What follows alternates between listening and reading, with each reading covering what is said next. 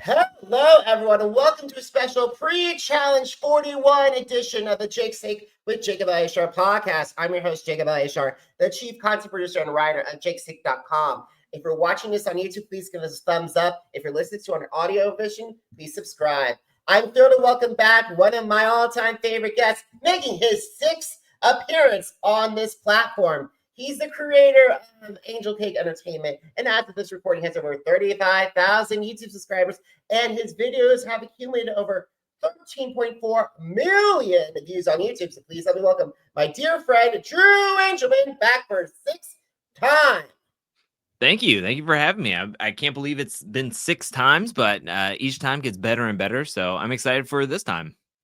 I'm excited to talk with you, Drew, because next week begins the big challenge 41, and I have a feeling we got a lot of ground to cover. But first, it's been 7 months since we last spoke on podcasts, full platforms. So how have you grown as a content creator since we last spoke?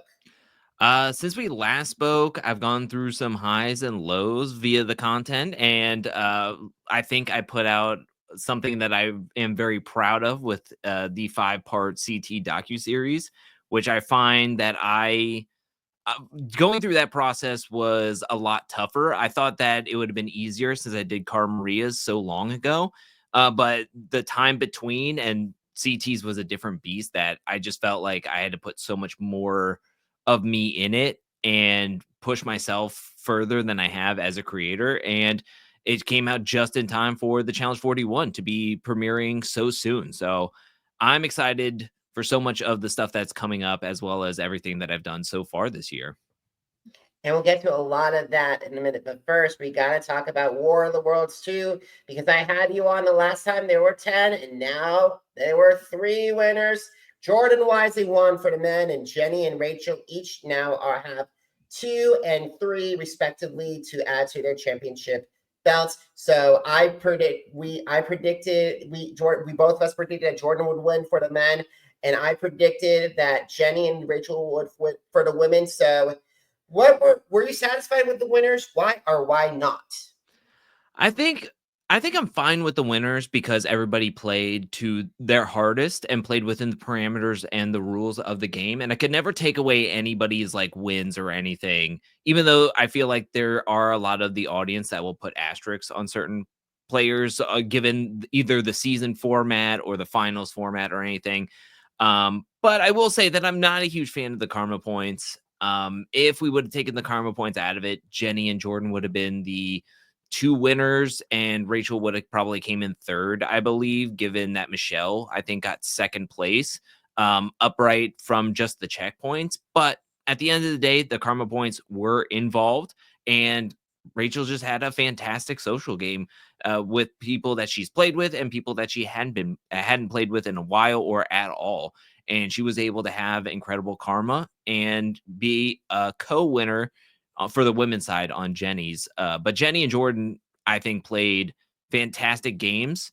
Overall, I think Rachel also played a fantastic game. But overall, I think that my biggest gripe is with production and the karma points. But I can't discredit anybody's win here.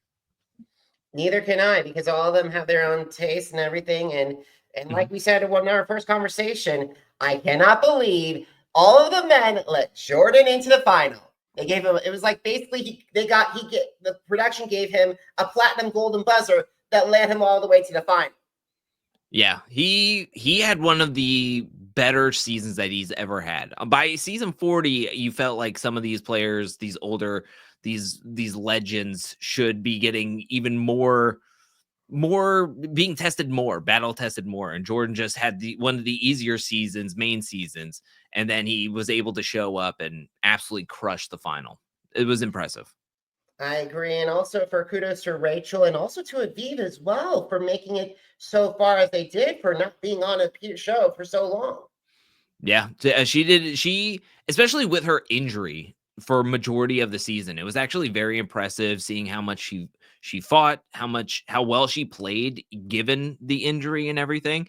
And she went up against the eventual winner in Jenny in an elimination. So realistically, the only person that could take her out was somebody who was eventually going to win. So I feel like she's going to be somebody to look out for in her second consecutive season coming up. So definitely look out for Aviv. Absolutely, Aviv. And also, I got to say this: I'm so proud of Jenny. She held her own, especially when her generation was against her for the majority. And I'm sad to hear that Jenny's done because we are losing an incredible cast member.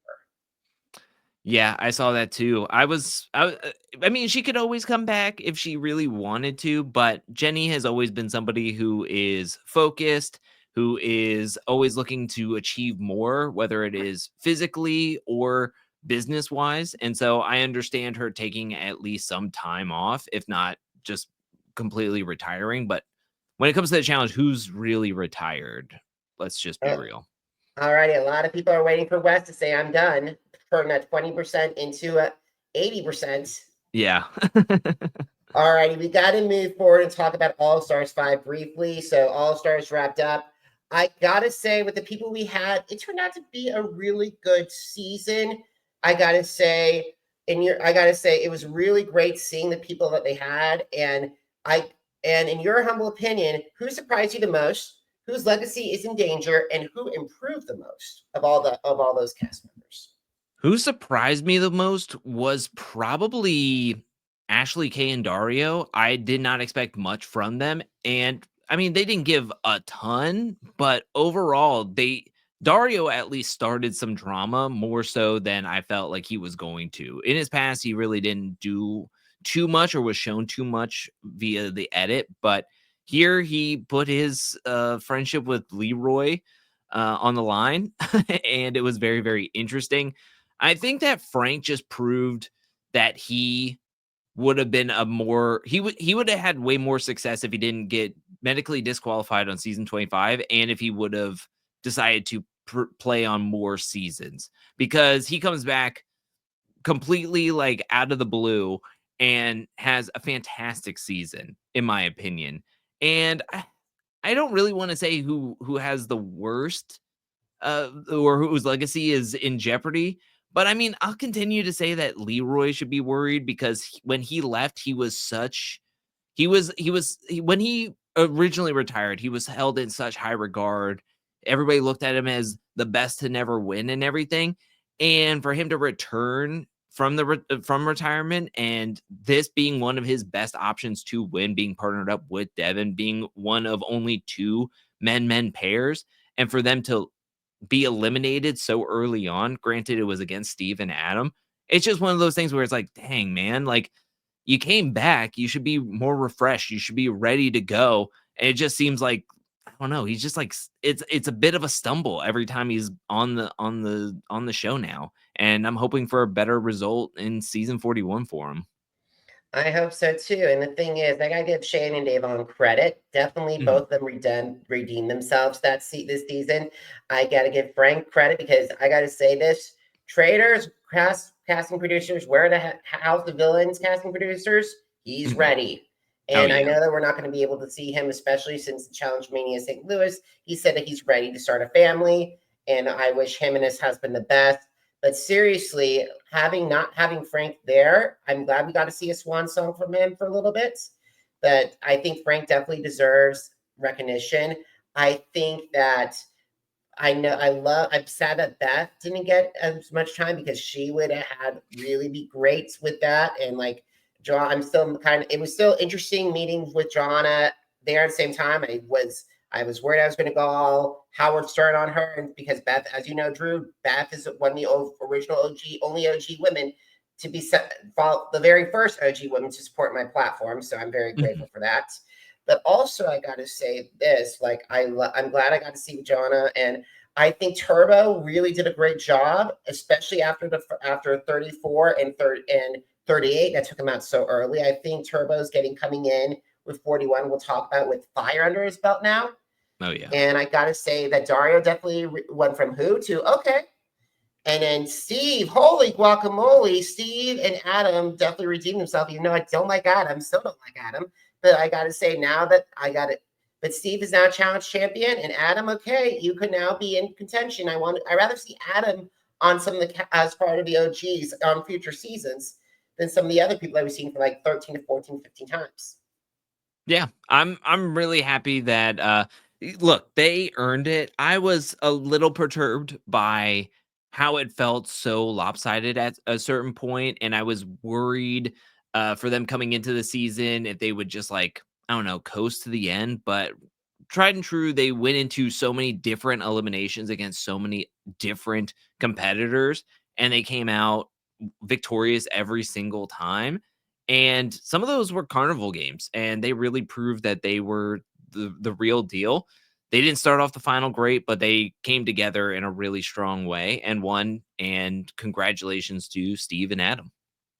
Absolutely. And I still wish they gotten like a golden platinum skull and actually after the third round say, oh, by the way, adios. But I tried to ask that question at Challenge Mania, St. Louis, and Wes and Darrell shot that down immediately. Okay. Yeah.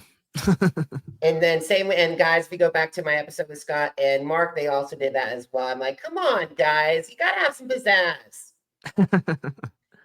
All righty, we got to talk about probably one of the best documentaries I've seen this year, and it was your CT, the evolution of CT documentary. I got to say this was absolutely one of your best things out of, and actually tops the Cara Maria documentary as well. So basically, could you walk me through this process and the feedback that you received from fans and maybe possible challengers? So the process that happened was I decided that I was gonna do close to where I was finishing up with the Cara doc. I decided that I was wanting to do CT. I even think I decided to do CT before the Cara doc, and I believe I did the research like 2 years ago. I started doing research, watching old podcast episodes. Luckily, he doesn't have like 15 billion podcast hours and stuff. He's only recently done some podcasts, and even those are few and far between. But I started watching every single season that he was on, writing every single time and time point that he was on there, and I would go back and refresh it. It took 2 years almost to finish up the script, the notes, the research, and then feel comfortable enough to start writing and everything. And so it took me weeks to do all of the different scripts. I had two proofreaders, teachers, by the way, to help me with writing, because I think my writing is the worst, is my least good thing. Even though I can't talk now, I can't write. I don't write very well. It doesn't come naturally to me. So I had two teachers, two friends who are teachers, look over every single word that I've written, help me out structure wise and everything. And then yeah, it was a tough process going through all of his seasons meticulously, trying to figure out how to weave in DM's story almost, because I had done a mini documentary on her as one of the first documentaries I'd done, next to Leroy's when he originally retired, and I felt like I could have done better with DM's documentary. So at this point, I thought I was getting like a redo in telling her story a little bit more deeper and richer within CT story, because it's almost like you can't tell CT story without DM story. They're so intertwined. So I really appreciated being able to tell DM story mostly in the third part, which is the thumbnail here. And it was a lot. It was a lot going on. It was very stressful. It was very rewarding. I got emotional multiple times via the content inside the documentary, but also just the process going through this process. And I really haven't heard much from the fans or not the fans, the challengers. I haven't heard too much from the challengers, but the fans who have watched it, the fans of the challenge who watched it have have said some really kind things.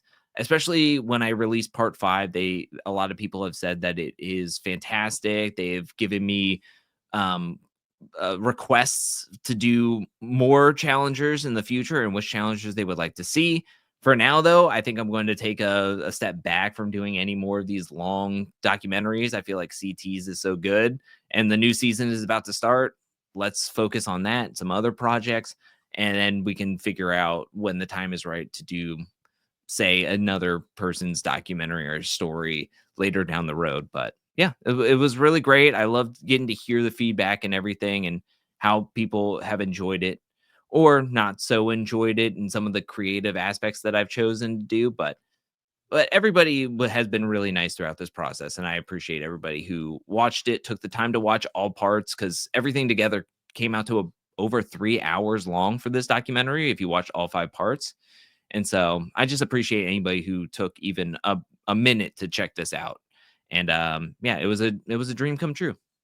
Well, I'm so happy for you, Drew, and I really hope that you submit this for a web documentary because this is perfect. The entire one will be perfect. Thank you. All righty, we are here. No more conversations. We got to move to the meat and potatoes of this. We are talking about the Challenge 41 vets and new threats. As of this recording, a couple hours ago, the show dropped its super trailer. Drew and I saw little bits of it. Drew will have a more in-depth version of his thoughts of the trailer going on his platform as well. So you can always go to Drew's YouTube channel. However, for me, the couple points that got me were CT and Turbos, the power of the yelling of Titans, Anissa versus Ashley. We also see Cedric coming in very red hot. And we also see that TJ has now added cheaters to his quitters lineup. So, and also we got to see, I never thought I'd see this, a Jonathan Potassium song session leading a song session. Oh, he's the guitar guy at the party now. He loves doing that. Yeah, this is fantastic. So it's very interesting because the original trailer that was only like a minute or so, minute and a half, they really did their best to like really hide things. I think they manipulated some of the voices and pitch shifters to like make sure fans can't know who's saying exactly what when. And then you had some of the eliminations blurred out, whereas the 3-minute super trailer, they were just like, if you're going to watch it, you're going to watch it. And they just like no holds barred. There's so much more in it. Some of these, I do want to just point out that some of the trailers, when they add in for the next minute and a half, they leave so much of the original trailer in the super trailer where that is not the case at all. Of course, there are going to be some highlights from the super trailer in here, but they add so much more into the super trailer that it's its own thing. And I'm excited to break it down. And I cannot wait to hear that breakdown. But I forgot to add one more thing with this because there are 2 women veterans that everyone's going to be keeping their eyes on. We have Olivia, who I think is saying 4, and I'm like, I am finally done being a bridesmaid. Nani with her eventual, I'm coming in for money. And I'm like, the thing is, well, I have a feeling one of those 2 might have their dreams come true. Interesting. I don't know. We'll have to wait and see because I feel like there's so many people that are in contention. But then again, I feel like with all these rookies in the game now, I feel like so many of them look good, look like they're going to play the game well. But at the same time, I don't know what to expect from them. So it's like, I feel like it could be a toss up. Of course, with CT and Bananas on the thing, I'm always going to expect one of them to be the front runners no matter what. But a lot of these rookies are looking really good. In my opinion, especially on the women's side. I mean, when you have, we're going to get into all of them, but it's like the women's side on the rookies and also on the vet side, they're stacked. I feel like this is going to be very, very contentious from the women's side, no matter what. I agree, but however, we got to start with the people who are missing with the vets. So I got to say this. Story-wise, if you have Rogan O'Connor coming back after years and Michaela Bradshaw there, where the hell is Jay Starrett? Yeah. I mean, I'll be honest. I keep forgetting that Rogan is on this cast because he is not featured in the original trailer. And I thought once the super trailer dropped, he would be more involved. He has one line in the original trailer and he is still not involved in the new trailer, the super trailer. So I'm actually very yikes when I think of Rogan because that's not a good sign at all. I agree. And seriously, it'd been nice to see those three again. And then also when it was shaping up for War of the Worlds 4, I was thinking in my mind, where is Hunter Barfield? Where is Zach or Jenna? Where are the power players from the original one, like a Natalie Ninja Dunn or Natalie Negrotti or Paulie? who were all played big roles in the first. It feels like the almost 10th anniversary of War of the Worlds one. Yeah, it's that, and when you bring up War of the Worlds, I mean, even the trailer, like this cast being 50-50 veterans and rookies, of course, brings me back to season 33. And then watching the original trailer and watching the new trailer really brings that like season 33 vibes out to me, which I'm very excited about because that's a top 5 season in my opinion. And I'm getting more and more excited for this season because it's reminding me of that. And then all of the veterans and the rookies look fantastic. So I was a little timid when all those cast was coming out, but now I'm like full blown excited, and I feel like I need to calm myself down to not get my hopes too high. All righty, my friend, I'm putting you on the spot. So Brew and I took cast members, and right now of who we're going to keep on. So I'm going to we're going to do veterans and then new threats. So Drew, you have Drew is going first with his first set, and we're doing the vets. So the first 3 we're going to talk about is of course Jonathan Potassium, Nani Gonzalez, and of course Chavez. So when we think of Bananas, 7-time champion, 80% of the time, if a returning champion is on a cast, 80% of the time, a champion will win again. And who has won the most? Johnny Bananas. And in my opinion, he has his last season, he had his Bananas Angels. And to me, he has even more angels on this cast with him. He has Nani, he has Leroy, he has Aviv, he has Theo. There's so many people that could look out for him on this cast. And to me, he is set up. He is set up to kind of go the distance here. So to me, I think Bananas has a really, really strong possibility of going far into this game. The same with Nani. If Bananas has a ton of friends, Nani has a ton of friends. Now, there could have been this worry for Nani that her and Casey have broken up and there are no big brother friends here. So there is no Josh, there is no Fessel, there is no Casey, whom had a big brother brigade / vacation alliance to help Nani for the long haul. But for me, Nani is in a really good position despite not having Casey or Josh or any of the big brother players or the vacation alliance have her back. And Derrick, I believe Derrick Chavez, Derrick, I think, is on the biggest upswing ever. He comes back in All-Stars 4 and proves to everybody that he is better than what what his earlier seasons were. He wasn't given the opportunity. He wasn't given a single chance to show what he truly has. And All-Stars 4, he comes back in a big way, shows that, yes, I am athletic. Yes, I can kick butt. And he makes the final. He makes the final in season 40. So he comes right back to do a flagship show and makes a final right as beginning. So to me, he's in the biggest upswing. He has a fantastic social game. He is athletic. And people need to start worrying about him and looking out for him as a big threat because he is one. All righty. The next one we have is Ashley Millionaire Mitchell, first time on a flagship program since Spies, Lies, and Allies, Leroy and Anissa. And after the super trailer, we know that sparks are going to fly between Anissa and Ashley. People were wondering why Ashley and Anissa would be paired up for a rival season, All-Stars rival season. Well, now we're getting it full force here. Like I kind of said with Bananas, Ashley is a champion, returning champion. So odds are in her favor to go deep and possibly make a run for the title because she is a returning champ. Ashley, to me, is somebody who is a full package, top tier challenge player of all time. Being able to run long distances, have stamina, and be a puzzle queen, to me, you got to watch out for her. Leroy and Anissa, I feel, have some of the most pressure on them in particular. Leroy is returning for yet another consecutive season. And to me, I think that this is where rubber meets the road. He has friends in Bananas, Nani, so many other people on this cast CT. Like, he has so many people that could be looking out for him.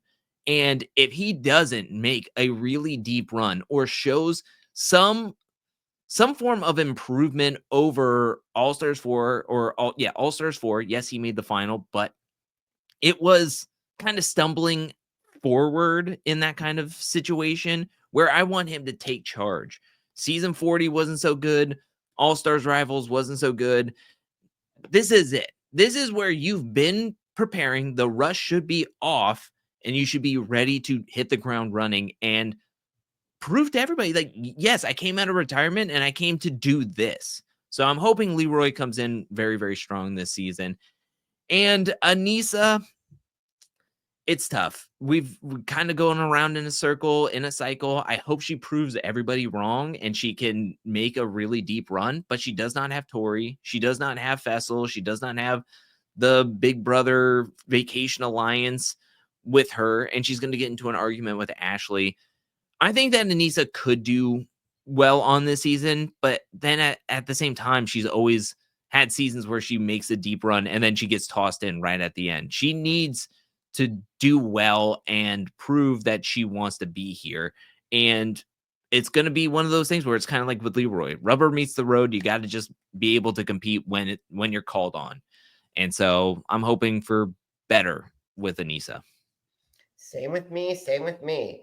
Moving on, we have rounding up the vets. We have Theo Campbell and Nia Moore. Congratulations, Theo, on becoming a dad. So happy for you. And Nia Moore, who just took shots from legendary Coral Smith after she appeared on my friends John and Beth's Getting Real with John and Beth's podcast. And of course, we have the very first new threat, Gabe Y. And I think who's formerly of the WWE. Yes. Theo Campbell coming in with a full head of steam. He is he's tethered to or highly connected with Olivia, of course. And Bananas, I know you're going to get into it. Bananas has described Olivia as she works harder than the devil because she has so many connections and she is just so always on. She's always on 24/7. If she's in this environment, she's always making friends. She can talk to everybody. She's a chameleon. And Theo's going to benefit from that, having that close ally number one person, where a lot of people could feel like they have a number one. But when you have a for sure number one, like Theo and Olivia does, it just makes the game a little bit easier. It makes it a little bit better. And you can get away when you have somebody you can talk to.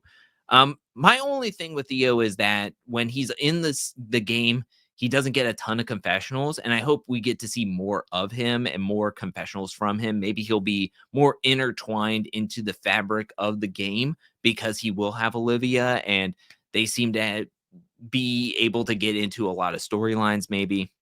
Nia,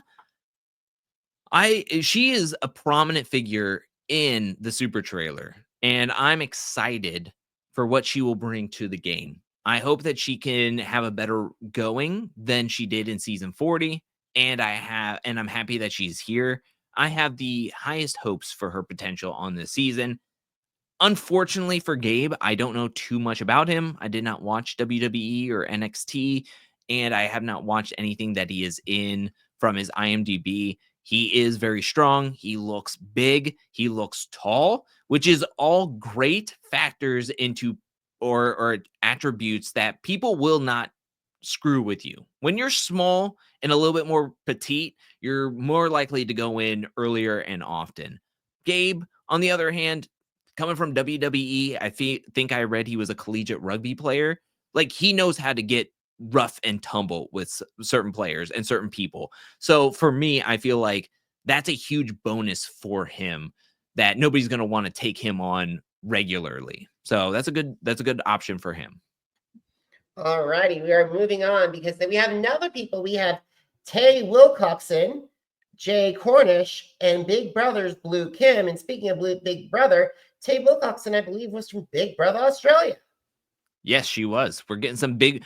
Now, I did say we're not getting the normal Big Brother players with Casey, Fessel, and Josh, but we are getting new Big Brother and Paulie. We're getting newer Big Brother players, which I think is a good thing that they brought in rookie Big Brother instead of mixing so many Big Brother players together. It could have been too overwhelming. I don't know much about Australia Big Brother, but Chantel has taught me or told me that Big Brother Australia runs like the UK, where it's the outside audience vote that helps then the players actually playing the game voting for anything. So Tay kind of proved that she had a good social game or was very entertaining if her and her sister were able to win their season of Big Brother. I just don't know too much about them or their stats from Big Brother. So unfortunately for her, I don't know what I can't take any expectations for bring in any expectations for her coming into the season. Jake, he is very, very well physically. He was a boxer, I believe, or trained in boxing. I watched his Love Island season. He was very, very messy. So who knows? I feel like Jake was in a lot of the trailers. I think he's going to be able to carve out a name for himself on this game or in this season. So I'm very interested to see what he can do in this game. And Blue Kim was a huge standout in her Big Brother season. I'm happy that she is here. She can bring everything from mess to physicality. I hope I just mentioned with Gabe that if you're a smaller petite player, you're going to be thrown in more often, earlier and more often. And two words I would describe Blue Kim is smaller and petite. So hopefully if she gets to see an elimination early, she will show how scrappy she is, that we know that she can be, and that she will be able to put on the moves and do well in eliminations, because I feel like if she stays in longer, barring a really good social game, she's going to have to really prove and test herself more often than not. But I have very big confidence in her and how she can be as a partner to a veteran. Absolutely, absolutely. I definitely think Blue Kim is one to watch, and like all these three definitely are ones to watch. Moving on, we have Will Gannon, Adrian Naylor, who's the very first UK from Love at First Sight, and Leonardo Diamico. Okay, so another three that I do not know very much about. Will, I'm happy to see representing Are You the One? Kind of like what I was saying with Gabe. Tall, big, muscular, looks good. Hope that he can do well mentally in the game, because in the super trailer, it seems as though that he is getting a little bit overwhelmed, and Justin is there to be a support system, which shout out to Justin. I'm glad that he is there to be a help and everything within a game that can be windy and snaky and messy. So I really appreciate that and seeing that on the TV. But Will looks fantastic. He also almost looks like Luka Doncic in this photo now that I'm like recognizing it. Adrian, Married at First Sight, that is a show that you cannot pinpoint in a game coming into the challenge. But she is UK. There are a lot of UK players in this game. We've mentioned Rogan. We just talked about Jake. Rogan is somewhere. So maybe there could be a little bit of UK alliance there, and Adrian can get in good with the UK players, but I don't know too much about her, as well as coming from a Married at First Sight love dating show. It's kind of difficult, especially when there's no competitions on that show and it's just supposed to be real life kind of stuff. And Leonardo, who is formerly Leo from Love Island US, this man is messy from what I've seen from the video clips from Love Island. He is also looks very athletic. He's also flexing on the camera at certain times. To me, I feel like Leonardo, and also he's featured a lot in the trailers by like looking at the camera. He is a magnet for the camera. And so I'm expecting really good confessionals. He looks physically fit and very athletic. And I feel like he's gonna fit in with the challenge, and also maybe bring in a little mess that we've been missing in the challenge house and in the challenge game for a little bit. So I'm looking forward to Leonardo. I'm looking forward to him too. So moving on, lastly, we have the Izzy Ferrathorn. So this is one of the rookies that I know very well because I watched her Too Hot to Handle season. But again, kind of like what I was saying with Adrian, it's kind of difficult when it's a dating show that doesn't have too many competitions to know how or what she can bring to the game. But she looks very athletic from her photo. I think that she can bring in a little mess, maybe bring in a little kissy here, which I'm totally down for. And I'm ready to be surprised from Izzy. I have expectations kind of middle of the road for her, and I'm ready and feel like there's potential to supersede those expectations. So we'll have to wait and see what's going on.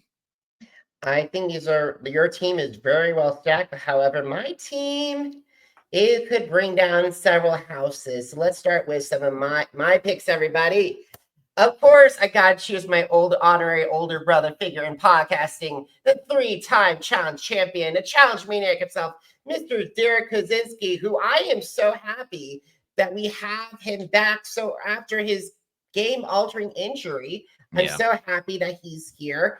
Also, I cannot forget the honorary older sister in my head, the 2-time champion, Cara Maria Sorbello, the All-Star Season 4 runner-up, who should have been the real winner of that season, and one of the last women standing Battle of the Eras. And of course, C5 times champion and trainers champion, CT Tamburello. So these are 3 icons of the game.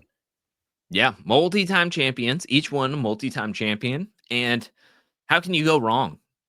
Feeling like they will do well in the game. You talked about Derrick coming back from an injury. We talked about Aviv, and both are coming back into the season. And hopefully they have fully healed. They have rested up and are coming in 110%.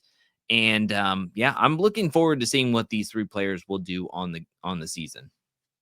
And especially I have a feeling that CT and Cara Maria are each other's number 1 coming in this one.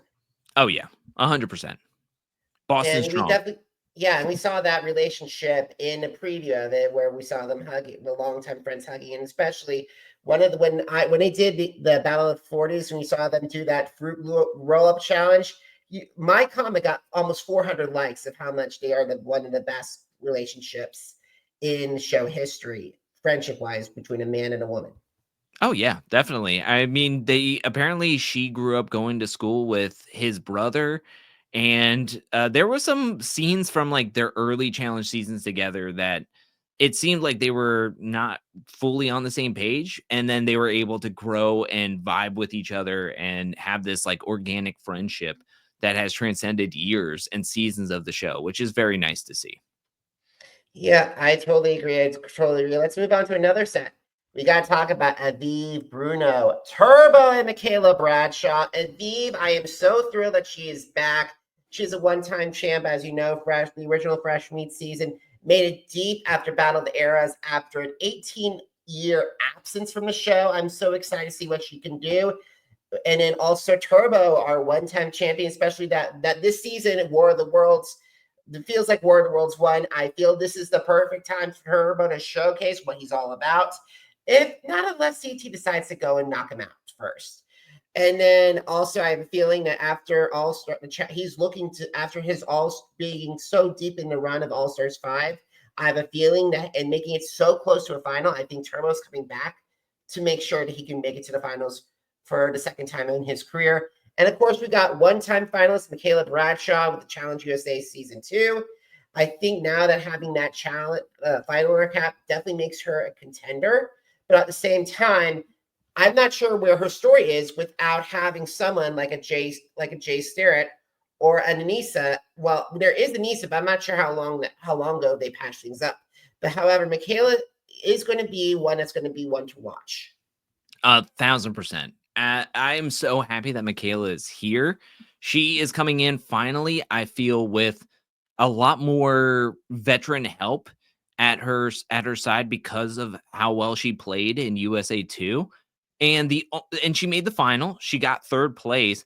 And the only thing, when I interviewed her for the exit interview for that season, she said, "Oh, well, if I would ever come back, I would make sure I trained because I didn't do any training prior to USA 2." And I was like, "You didn't do any training for USA 2, yet you made it to the final and got 3rd place? Like, thinking of her actively training and trying to get herself physically and mentally right to come into the game. I mean, if she makes it third without doing anything to prepare, I'm looking forward to seeing what she does when she came in ready to go. And two things one thing I really want to say about Turbo and Michaela is that they don't put on airs, which I think is very genuine. And there's this like authenticity with them that Turbo coming in, there's people that like are hotheads in their first seasons and stuff. Turbo comes in and then they'll change. I will say that.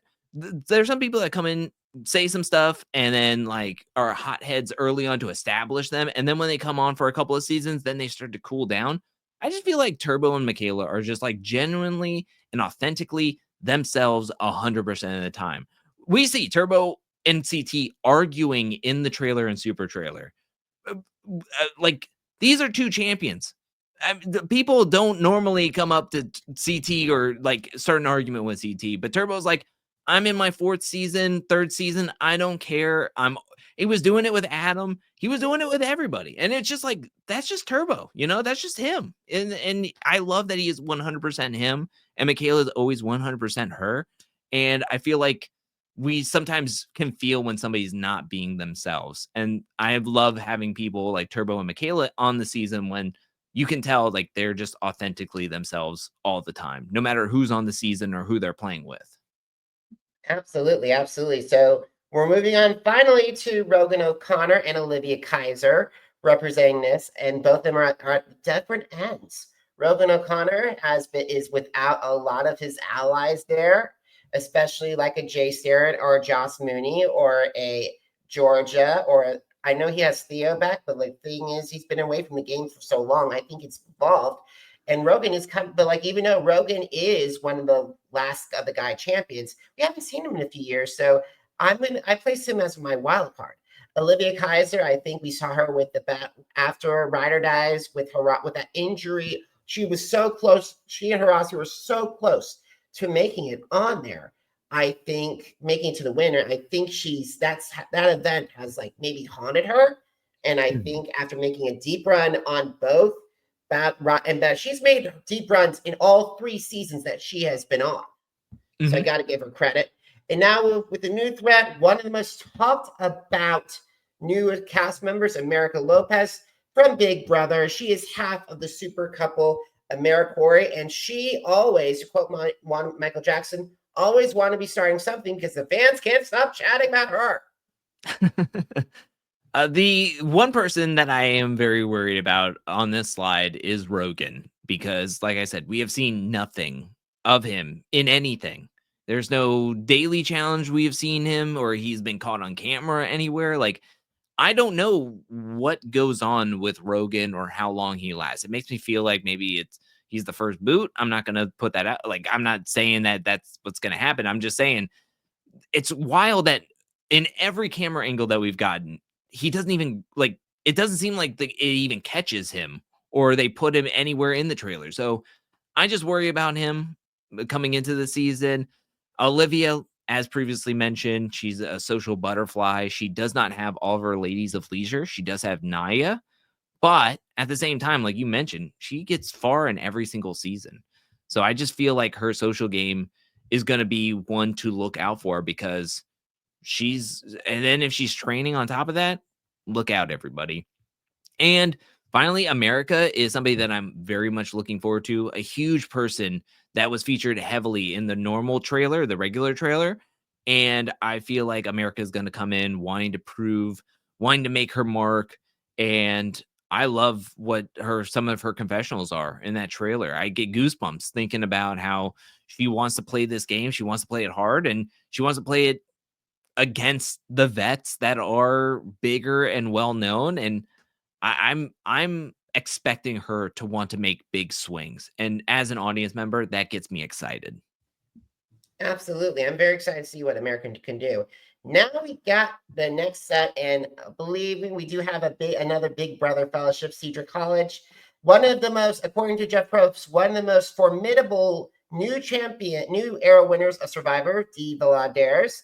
And of course, Justin Hensley from Netflix this year. Cedric, I gotta say his debut season could mirror a lot of Amber and Paulie's season. As he could I see him could go all the way because making it to pre-jury from Big Brother is a huge bitter pill that someone has to swallow. Mhm. Because not only that, you're not getting the following that they have, or like, however, look what happened when Paulie arrived. Look what happened when Amber arrived.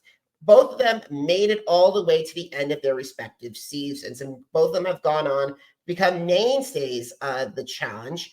I think Cedric does have potential to being one of the signature players from this group of people that could come in and compete again and again and could become his generation's potassium, or someone like, or Leroy. But like, the thing is, I would choose Bananas because Bananas has more victories. And then, of course, we have Dee Validares, who was now part of Survivor 50 as well.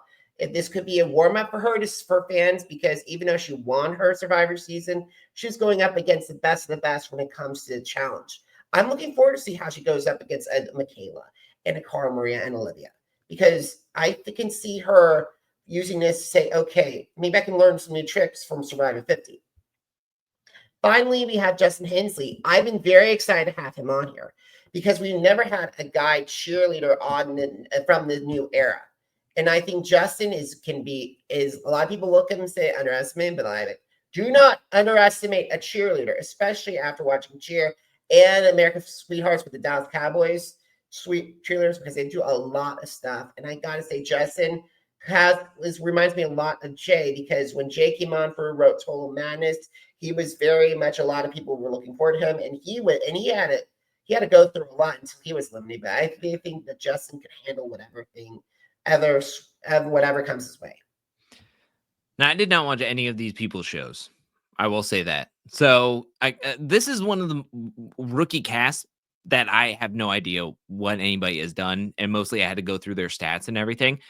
Justin, very excited because I've heard he's a messy cheerleader, and I just get a good vibe from him when I go to his Instagram or have seen some of the clips of him, the trailer stuff. I really like Justin. So I have him on my fantasy draft that I did on Patreon. So I'm very much looking forward to seeing Justin.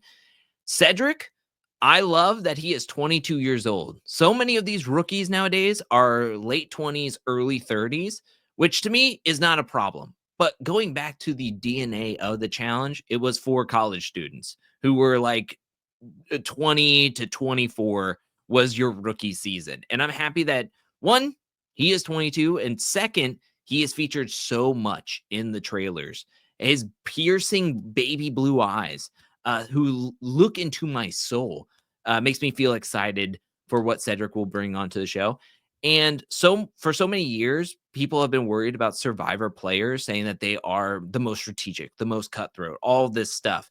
In my opinion, D is the reason why people should be worried about Survivor players. Up to this point, yes, some Survivor players have been really potent, but hearing D's confessionals and how much she is featured on the super trailer and everything, the way she talks about this game and manipulation and like really like honing in on just coming into the game, like hitting it for like miles an hour, like 60 miles an hour, to me she is a different like level of challenge of Survivor player, in the sense that she is coming in already knowing what to expect, who does like kiss up to, and who should be worried about being manipulated by her. Like, she already has a game plan. Whereas I feel like, yes, Michelle was a Survivor winner, but I felt like Michelle is too nice compared to D and how she is being portrayed in some of the super trailers. And I feel like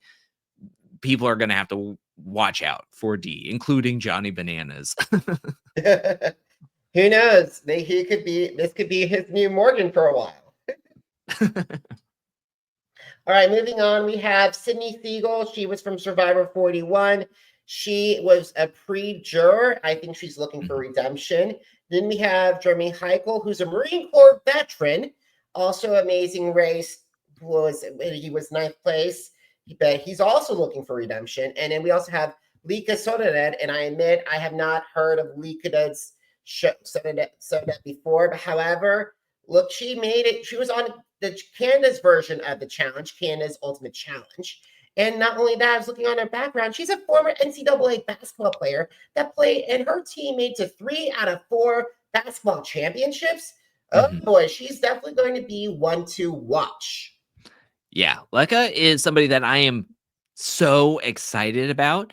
And not only that, but it seems like her and Turbo kind of link up early on, which look out.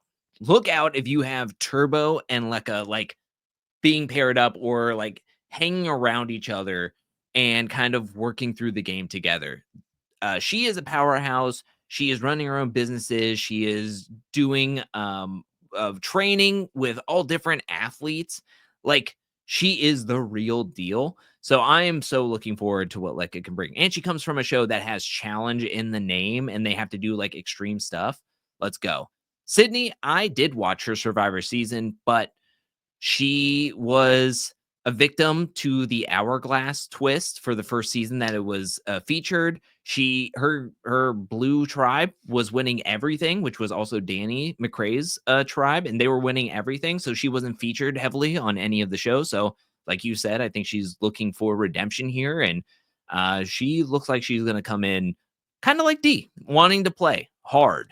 So we're going to have to wait and see. And then Jeremy, he looks big, he looks tall, he has fantastic pictures and thirst traps on Instagram, and I'm waiting to see what he can bring, because it was one of those things where just a lot left to be desired from what he, at least what I saw of his stats on Amazing Race. I think him and his brother were first boots, so that they got is 9. Oh, well, they still didn't win they didn't win any legs, and they didn't do a whole lot on that season. So I'm hoping to see more. Rounding up my person, I gotta say this: I've been getting Ben the Bane Davis. We have another boxer in his house, and I gotta say this: after following Ben on his Twitter, everything, he's a commentator. We gotta have that for confessional. Since we're missing Paulie, we're missing Devin, we're missing Kyle. I have a feeling Ben the Bane Davis is a perfect person to pick up the slack. And as a boxer, I gotta say this: never underestimate a boxer. Look at what happened with Darrell Ford, who's a 4-time champion, by the way. So I got to say, Ben, I'm very excited to see what he can bring. And as a fellow broadcaster, you go, Ben. You got this. Ben is somebody that I, again, don't know what to expect. He does have some great training behind him with boxing and I think some martial arts and everything. And like you said, he's a commentator. So hoping for really good confessionals. Unlike I think he is a little bit skinnier on the one end, so I worry, kind of like what I was saying with Blue, if anybody's looking to throw somebody in, he might be somebody that people are willing to take a chance on. But also, as you said, he has that training behind him, he has that stamina, he has that endurance, and been in physical situations before, so people should not underestimate him. Absolutely. So we got to start. So what are your hopes for the season? I'm open for some fantastic, but possibly symbolized daily challenges, because I don't like anything that gets too convoluted, because I feel like it makes the challengers overthink things and it kind of takes out a little bit of the fun. Speaking of fun, they were showing a lot in the super trailer of bus moments and parties and everybody hanging out. I want to see some fun. I want to see some drama. And I don't want there to be any overarching twists that we look back on and go, was that the right thing to do? Or it puts people, it makes the audience question people's abilities on whether would they have done this if they were able to do this, or did that twist hinder somebody like unfairly or anything. I just want a fun game that's also very strategic, very difficult, and at the end of the day, we can say that those players, however many there are, 1 player, 2 player, 4 player, however many players can get to wherever they need to go. I want to be able to look back and go, they did it. Like without a doubt in my mind, they played the best game and they deserve the win. And that's what I think would leave a lot of people with a sigh of relief, being like, yes, they deserve it. We've had some amazing seasons. We've had some crazy seasons. We've had some disappointing seasons. Mhm. I think with this group what this group needs to do, especially after Battle of the Eras and especially after All Stars 5, is to continue to deliver. They need to make these people need to look to the vets and look at them as mentors. And yes, they're playing in competition, but if you want longevity, you got to talk about like careers that are lasting, name recognition, like Anissa Ferrara, Johnny Bananas, C.T. Tamburello, Cara Maria Sorbello, Derrick Kosinski. Those names are synonymous with reality television because of their 10 or possibly 20 years. If you want to be as long as they are, and also people like Beth Stolaric and John Brennan and Ethan Zahn, and still have who still are well known in their communities, despite being off camera for years, you need to look at them and prepare yourself. Because the thing is, yes, you guys have been on Opening X. Yes, you have pre-jurors. However, the thing is, if for the people who didn't miss the cut, they need to come in guns a-blazing. Because this fan base can be toxic at times. So if you want to remain on your good side, showcase that your ability to say, hey, I'm not going to be rolling into the punches. I'm not going to be kissing their took us as well, kissing anybody's took us. Or you're not going to want to be their little sister, little brother. You are here to play them and say, hey, I want to play my game and I respect you. I may learn something from you. But yes, I want to get that money. So I want them to come in and play with their hearts, and I want them to play showcase why they are the best of the best up and comers that reality TV has to offer. Very well said. All right, thank you, Drew. All right, Drew. Last question. Are you ready? Yes. Where can my audience connect with you on social media, and of course, where can I find your content? You can find me on Instagram at Drew Angelman, as well as on YouTube at youtube.com/angelcakevids. It's Angel Cake Entertainment is the name of the channel. If you like the challenge and would like more deep dives into trailers, reviews and recaps, weekly reviews and recaps, as well as content like the CT docu-series, then go check out my YouTube at Angel Cake Entertainment or youtube.com/angelcakevids. Alrighty, guys. Have you missed an episode of the Jake's Take with Jacob Elyachar podcast? Visit our channels on Amazon Music, Apple Podcasts, iHeartRadio, Spotify, and Spreaker. Jake's Take with Jacob Elyachar, JACOBELYACHAR. Now, are you on social media? Because I'm on social media too: Facebook, Instagram, Threads, Twitter, and YouTube. Jacob Elyachar, JACOBELYACHAR.